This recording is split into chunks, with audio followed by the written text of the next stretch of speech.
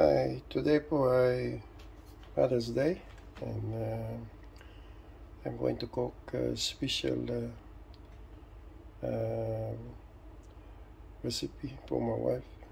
Ito po yung kanyang paborito, yung po may crab, may hipo na may gata po. Yan. Kasi po ay medyo mahirap din pumunta ng restaurant yan. So all fully booked at mahirap din maghintay ng pagkain, so we decided to stay home. So that's my turn today to cook for my wife recipe. So ito po ay lutong probinsya na iba-iba pong klaseng pagluluto nito. So I cook with my own version sa aking pong nakikita sa pagluluto po sa aming parents. Yan po.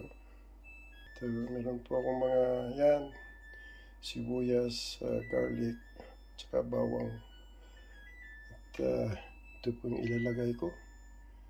Yung po yung sitaw, tsaka kalabasa.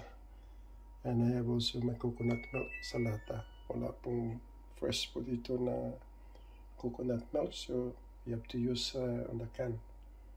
So yun po yung mga recipe ko na I'm going to cook it, and I'm going to put it all together.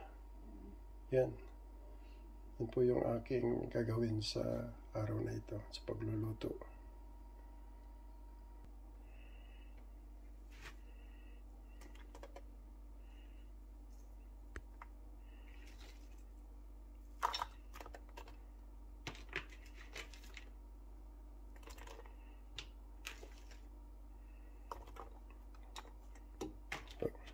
Ilalagay ko na po yung mga sibuyas, luya, tsaka garlic. And then i-pour out ko na rin yung yung coconut milk. Yan. Ilalagay ko na po yung gata.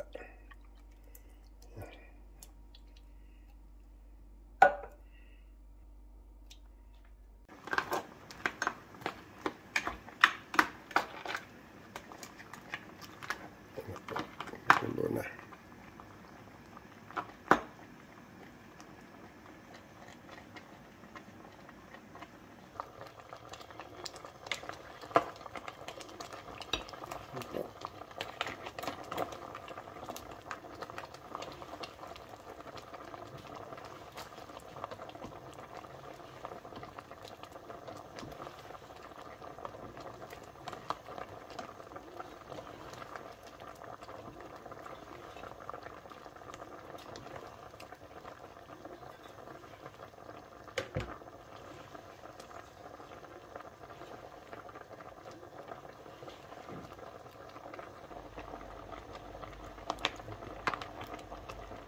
Hindi ko na rin po yung talong, saka yung kalabasa.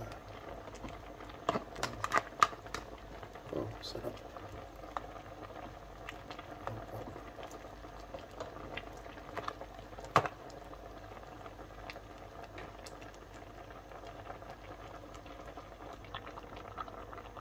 Yan po yung aking yung crab na may gata. Meron pong sitaw at kalabasa, talong. Ito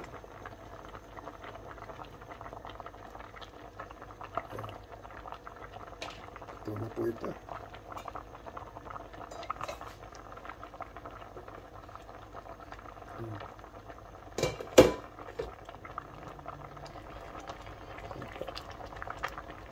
Ito na po ito. Medyo overcook po yung gulay.